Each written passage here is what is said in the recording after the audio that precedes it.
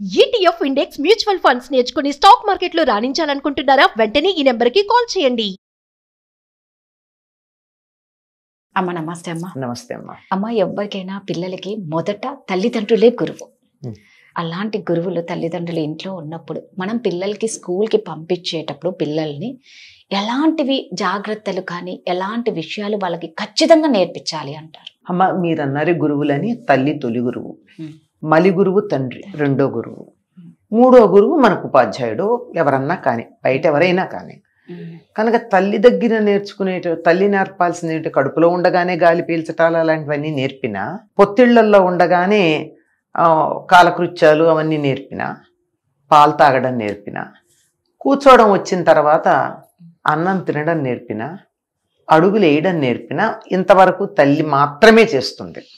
అడుగులు వేయడం మొదలు పెట్టాక తండ్రి కూడా చేస్తాడు. ఒక మాట చెప్తారు, తల్లి లోకానికి బిడ్డని పరిచయం చేస్తే తండ్రి బిడ్డకి లోకాన్ని పరిచయం చేస్తాడట, బయటికి తీసుకెళ్ళి. అంటే ఒక ఆదర్శప్రాయంగా ఒకప్పుడు ఉన్నమాట. ఇప్పుడు రెండూ జరుగుతున్నాయి అనుకోండి. అంటే తల్లి లోకానికి పరిచయం చేయడంలో మార్పేం లేకపోయినా లోకాన్ని పరిచయం చేయడం తండ్రితో పాటు తల్లి కూడా చేయడం జరుగుతుంది.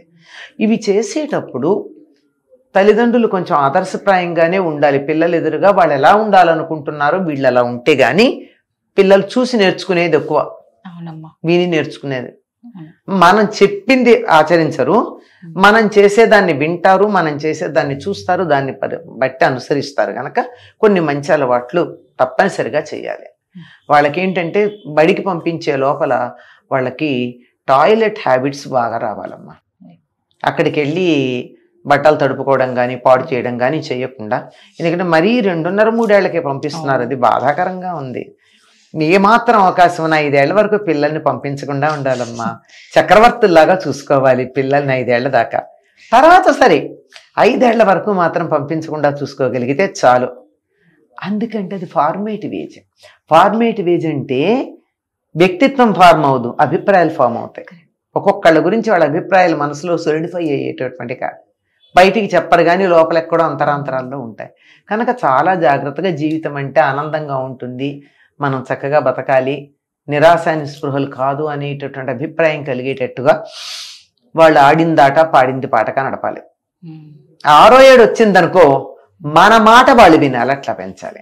కనుక ఈ లోపల 5 ఏళ్ల దాకా పంపకపోతే చాలా మంచిది, కానీ పంపుతున్నాను కదా. పంపే లోపల ప్రధానంగా చేయాల్సింది ఏమిటంటే టాయిలెట్ హ్యాబిట్స్ రావాలి. వాళ్ళంతటి వాళ్ళు చెప్పగలగాలి. వాళ్ళే పక్కన సూపర్విజన్ ఉంటారు చిన్నతనంలో వాళ్ళకి, కానీ వీళ్ళే తమ పనులు చేసుకుని వాష్ చేసుకుని రాగలగాలి. అది నేర్పించాలి. చాలా మంది పిల్లలకి రాదు. అవునమ్మా. పాపం టీచర్లు ఆయాలో చేస్తారు. శ్రద్ధ కలిగిన వాళ్ళైతే ఆయా బాగానే చేస్తుంది, లేకపోతే ఇంటికి వచ్చాక పిల్లల బట్టలు తడి సర్దుకోవాల్సి ఉంటుంది కదా. అందుకని ముందర అది నేర్పాలి. తర్వాత తినడం నేర్పించాలి. మనకి ఇప్పుడు అతి భయంకరమైన పని ఏమిటంటే సమయం కలిసి వస్తుందని చెప్పి టీవీ పెట్టో, ఒకప్పుడు ఇప్పుడైతే సెల్ ఫోన్ చేతికిచ్చి వాడు ఏం తింటున్నాడో వాడికి తెలియకుండా తల్లి నోట్లో కుక్కేస్తుంది. 5 నిమిషాల్లో అయిపోవాలి పిల్లాడికి తిండి, తన పని తనకి వెళ్ళిపోవాలి, మళ్ళీ తను పెట్టుకోవాలి. నిజంగా అలాగే ఇప్పుడు పరిస్థితి. అట్లా కాకుండా పిల్లలు ప్రతి ముద్ద ఆనందిస్తూ తినేటి పెట్టాలి.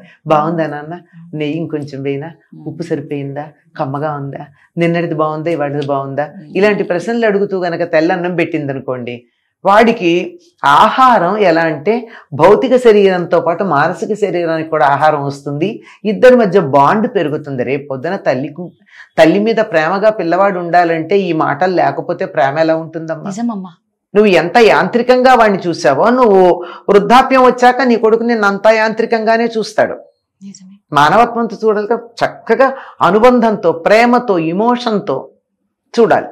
కనుక అలా పెడుతూ తనంతట తను తినడం నేర్పాలి. కనీసం చేత్తో కలుపుకోవడం కాకపోయినా స్పూన్తో అన్నా తనంతట తినడం. ఎందుకంటే 3 ఏళ్ల వాడికి బాధేస్తుందమ్మా. నేర్పించాలి అంటే కొంచెం నేర్పించడం పర్వాలా, నేర్పించాలి, అందులో అనుమానం ఏం లేదు. కానీ వాడిని స్కూల్ పంపడం అన్న దగ్గరే నాకు బాధేస్తుంది.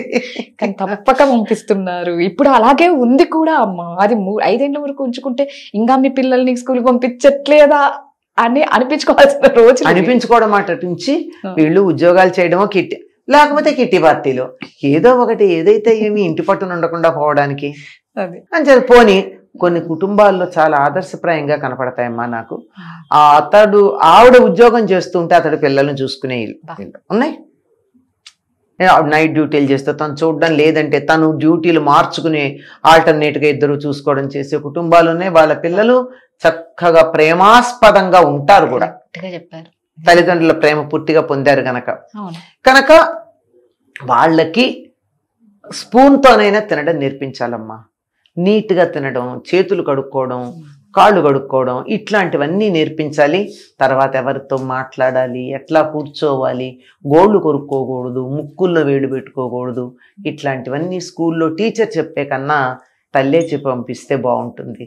ఇంకా నర్సరీలో, ప్రీ నర్సరీ 3వ ఏడు రాగానే చేరుస్తారు. అక్కడికి వెళ్ళగానే మేమేం ఒక టీచరు ఒక పేరెంట్ మధ్య సంభాషణ చెప్తాను. I was a witness for it. అందుకు మీరు మా నుంచి ఏం ఎక్స్పెక్ట్ చేస్తున్నారు అని అడిగింది టీచర్. అంటే ఏమో నాకేం తెలుసండి, మీరేం నేర్పిస్తే అది. మేము అక్షరాలు నేర్పించము, పుస్తకాలు అక్కర్లేదు, చదువు నేర్పించము అంది. సర్లేండి, 3 ఏళ్ళకి చదువు ఏమిటి అని అడిగింది తల్లి. మరి ఏం నేర్పిస్తారు? ఏం నేర్పిస్తామంటే టాయిలెట్కి వెళ్ళడం నేర్పిస్తాము, కాళ్ళు కడుక్కోవడం అవన్నీను, టాయిలెట్ క్లీన్ అవ్వడం, తర్వాత గ్లాస్ ఎలా పట్టుకోవాలి, స్పూన్ ఎట్లా పట్టుకోవాలి, ఇవన్నీ నేర్పిస్తాము, ఆడుకోవడం నేర్పిస్తాము, మాట్లాడడం నేర్పిస్తాము, ఇవి చిన్న చిన్న రైమ్స్ చెప్తాము. చాలు కదండి అని అడిగింది టీచర్. ఇవన్నీ మా పిల్లలకి ఆల్రెడీ వచ్చండి అంది. మరి స్కూల్లో ఎందుకు చేస్తున్నారని అడిగింది.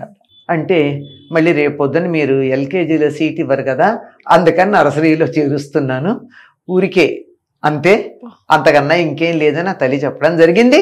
ఇది నేను విట్నెస్ ఈ సంభాషణకి. స్కూల్కి వెళ్ళడానికి ముందు నేర్పేది. పూర్వకాలం 5 ఏళ్లకి స్కూల్కి వెళ్ళేవారు, 1వ తరగతికి. అంతకుముందు అంటే మన ఎవ్వరికీ కూడా ఊహకు అందని రోజుల్లో అమ్మ, సుమారుగా 700-800 ఏళ్ళు అట్లా.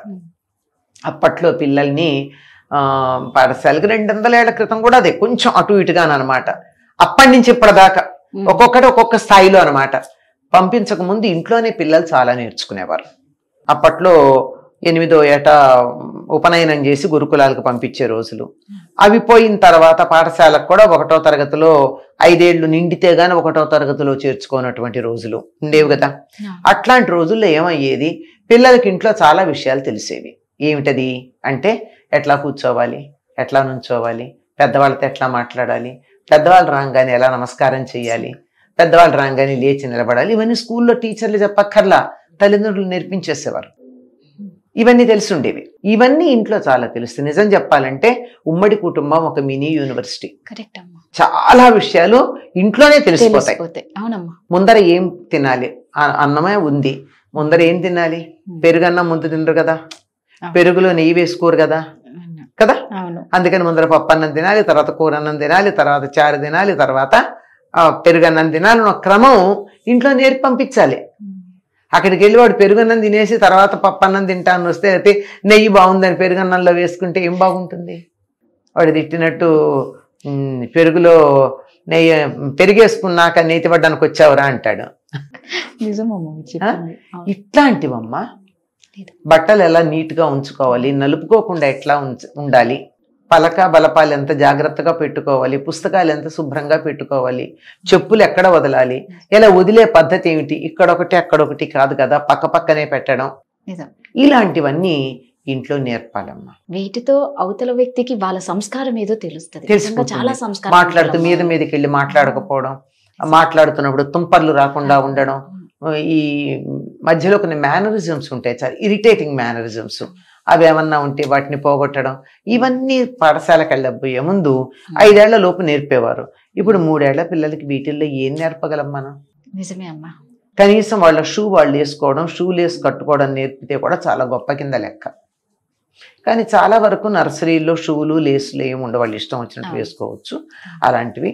అందువల్ల బతకడం అనేది నేర్పాలమ్మా, అక్షరాలు కాదు. ఈ బతుకు ఎలా బతకాలి అన్నది, బతికే విధానం నేర్పడం అన్నది ఇంట్లో నేర్పాల్సిందే. తల్లి కాస్త ఒప్పుకుంటే చాలు. కానీ ప్రస్తుతం ఉన్న పరిస్థితుల్లో ఉద్యోగాలకు ఉండే సమయాలను అనుసరించి వాళ్ళకి ఆ విధమైన ఓపికలు తీరికలు లేవు. కానీ ఒక్క 10 నిమిషాలు మన పిల్లల బంగారం లాంటి భవిష్యత్తు ఇవ్వాలి అంటే ఖచ్చితంగా తల్లిదండ్రులు సమయం కేటాయించాల్సిందే. తప్పనిసరిగానమ్మా, ఖచ్చితంగా అందులో ఎటువంటి సందేహం లేదు. మన పనులు ఎన్ని ఉన్నా వాళ్ళ కోసమే మనం కష్టపడేది. వాళ్ళకు లైఫ్ ఇవ్వాలి, మంచి లైఫ్ అంటే టైం ఇవ్వాలి. టైం కొంచెం టైం ఇయ్యో అంటారు అనమాట. అదొక్కడ తప్ప అన్ని ఇస్తారు అందరు. ఇంపార్టెంట్. చాలా చక్కగా చెప్పారమ్మా, ధన్యవాదాలు.